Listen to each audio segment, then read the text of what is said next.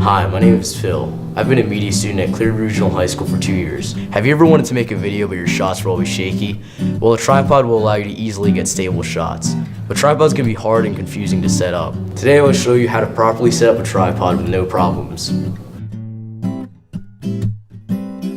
To start, open the tripod. Then pull the leg lock open. This will adjust the height of the tripod. Check the level to make sure your shot is not crooked. If it is not level, twist the level adjuster. This will move the head of the tripod. This is the tilt lock. This will allow you to move the head of the tripod up and down easily. Then, twist the handle lock and pull up on the handle. Then twist again to lock it in place. Now you are done setting up the tripod. Now I will teach you how to attach the camera. Begin by grabbing a plate and a camera. Then screw the plate into the bottom of the camera. Make sure the lens is facing the correct way according to the bottom of the plate. Now go back to your tripod and unscrew the plate adjuster.